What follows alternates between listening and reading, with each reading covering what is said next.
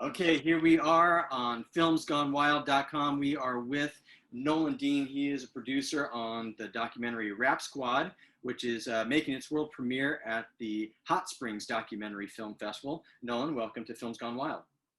Thanks for having me.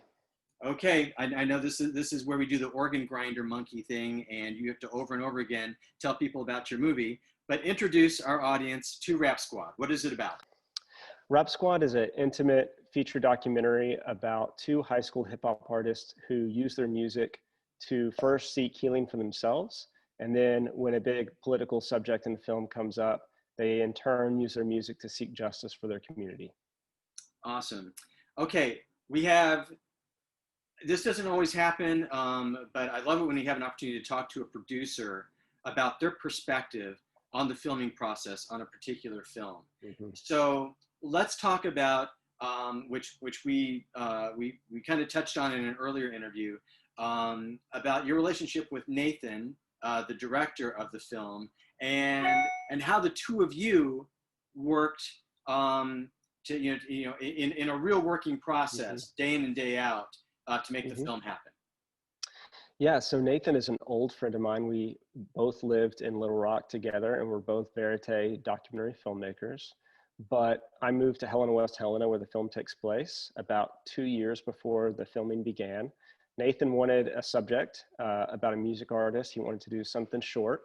And I told him about these hip hop students, and he thought, it's pretty cool, I'll go check it out. Nathan would come, he was shooting with some of my equipment, and I would just make connections with him. You know, phones, you need to talk to these teachers, these students are really cool. And it was very informal for a while.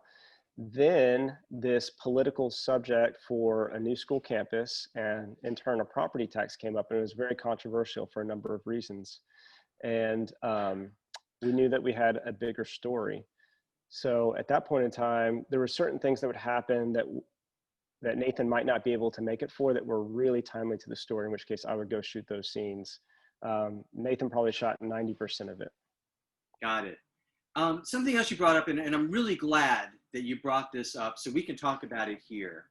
And that is the idea that the film was in a holding pattern after you guys had shot so much footage for a couple of years because you really wanted to get an editor who was Black.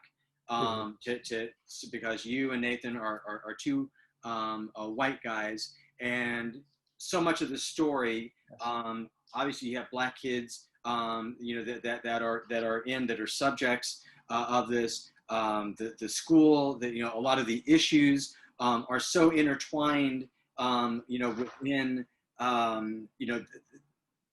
that aspect of it, and you guys were clearly sensitive toward it, and clearly wanted to make sure that you didn't make kind of like the dumb mistakes, just out of not knowing, not being sensitive.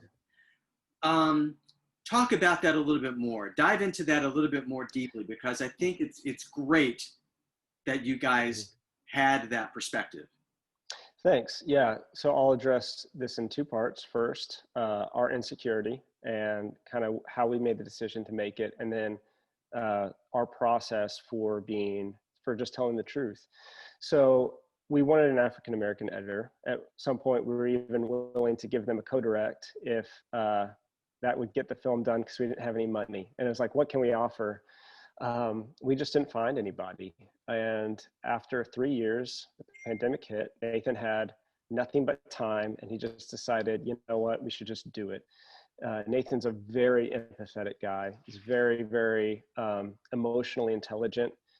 And I've got the benefit of having lived in the community for a long time and knowing the ins and outs and knowing all sides. And so when we got to the editing process, we basically built teams of viewing parties that would watch it, and we would just ask them every which way, who will have issue with this and why. And we did our best just to, I think, get out of the way. And I think that that's the best thing you can do as a documentary filmmaker. If you can just let your subjects speak for themselves, and you can try to, even though you have to be tight with your scenes, you have to build tension to let the real tension be there. And so one of our challenges was actually being fair to the white community that had, especially the farming community, that were going to carry the bulk of the property tax. And it's kind of subtle in the film, but the school was well above the budget that was recommended by the state. And the farmers were going to have to carry that load. And that's one of those complex issues about education. If I'm not sending my kid to the school that needs my public funding, but I'm still a part of the community and there's still that obligation, it's really, really a complex, diverse subject that was probably the number one thing we wanted to be fair about. Well, you know, and listen, yeah. I want to jump in because I think that is, you know, it's one of the less obvious things going into watching this documentary that I think make it, you know, give it a little bit more of a special tinge to it, and that is that you do, you know, you do introduce that, and you know, and you do have those people, you know, as you're getting, like, you know, interviews with people asking about, you know, how they feel about it, and those farmers like going, no, I don't, you know, no, I'm going to vote no. I don't want this to happen. And, you know, and having those town halls and seeing that, you know, that tension, you know, between the two sides and the emotions that came up. I don't think we oftentimes see that. I don't think we often, you know, we hear the aftermath, we hear the reportage of it, but to be in the room, to be in, you know, those meetings, I thought was kind of special. Thank you. I appreciate it. I mean, the thing is, there aren't necessarily good guys and bad guys as much as we want it to be. I think I love everybody that's in the film. You know, two of the people that are in it, that we see them vote no, I go to church with, and they were dear friends, you know, and so it's a tight community, and it's not always black and white, but at the same time, I still believe in racial equity. So it's not necessarily simple, but in my book, at the same time, why I voted yes and why I was in favor of the story being told is that it's what needed to happen, and it's the truth. And it's really, really, really hard to have an honest conversation about race. I don't know how honest the conversation of this film is, but I hope that it does contribute somehow to that. Well, you know, it is kind of tough because, you know, again, you know, I'm interviewing you, and we are two white guys talking about this, you know, and as you know, as much as, you know, as hard as you work to be self-aware and to be environmentally aware, you know, and what have you, you still go, well, listen, you know, we still can't get away from, you know, the color of our skin and how people react to us and talk to us and what our experiences, you know, have been. And, you know, and so, again, I think that it is very much to your and Nathan's credit, you know, I think that you did have that in the forefront of your mind. And, you know, as you were filming, as you were making the film, because this is something, we see this, you know, again, this is something that now is very much in the conversation, whether you're making a narrative film or a documentary, as far as, well, what stories are we allowed to tell? And, you know, and if we do, you know, reach beyond, you know, our own very insular community or culture to tell another story, then how do we check ourselves?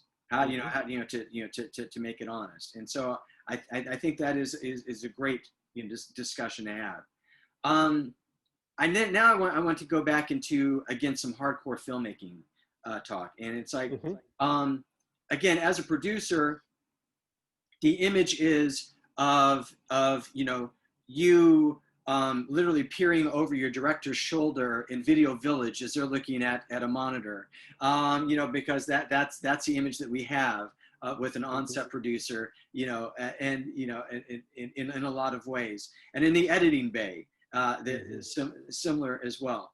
Talk about, again, your part in helping Nathan bring those elements together, you know, to kind of coalesce the story from the footage that you guys gathered. Yeah, so I was actually very much just an empower, connect him to the people that he needs to be connected to. Um, you know, if there was a lens that he wanted that day, you know, and because we have two different kits, you know, so how can we make the best kit out of what we have? Um, and then and then whenever he needed me to go shoot scenes, I shot scenes. He worked solo, I worked solo. Um, it was just how, you know, he just told me what he needed, and I just tried to help him have that. And then I didn't see the film until there was a first cut.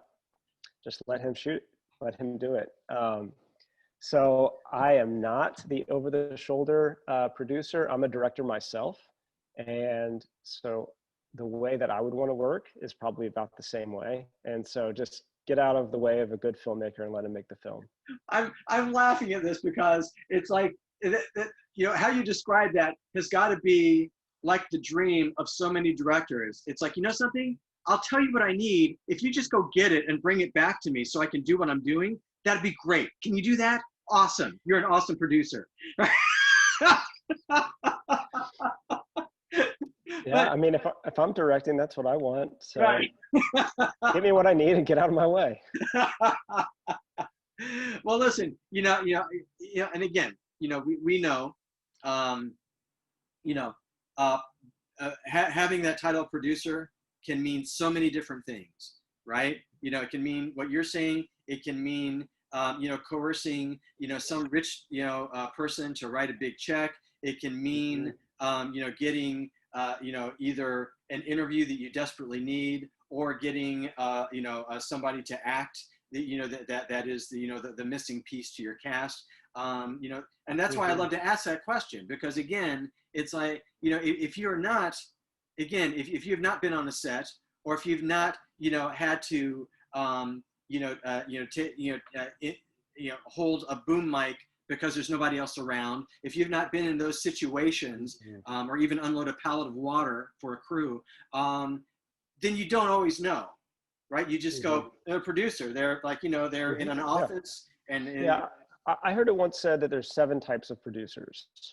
There's people connection producers, there's money connection producers, there's organizers, there's about 7 archetypes. Right. For this, it's just, I don't know, the person who connected Nathan to subjects and then shot the scenes that he couldn't shoot because I was there, and then when the film was done, I've really been able, once the first cut was done, I've been able to really help him work with the community and doing those viewing parties, put together the website, put together, the press kit for the film. Just, it's just sharing the load. Well, listen, I mean, I think, however you guys reach the finish line, however, the two of you work together, I think the result was so well worth it. The boys that are in this film, I think, it is so wonderfully captured, their joy, of what this has meant to them, and what it has done for them, and and that combined with, again, the insight into how a community of that size, deals with an issue like that. Yeah. You should have seen the joy of Monte the first time that he watched it. He was just like, oh, that's exactly what that was like. It was awesome. It was so satisfying. And I kept looking at him, and I kept looking at Nathan, who was just wondering, how's he going to take it? How's he going to take it? And just to see the smiles on both of their faces was just like, it's perfect. That is awesome. Well, Nolan, again, Rap Squad is wonderful. I hope you guys do have a really nice long film festival tour, and then hit up the educational screening opportunities that you guys are hoping to set up, because it's a film that's worth being seen. So congratulations. Cool. Well, I believe we're locking in a distribution deal, so hopefully it'll be available to people widely here pretty soon.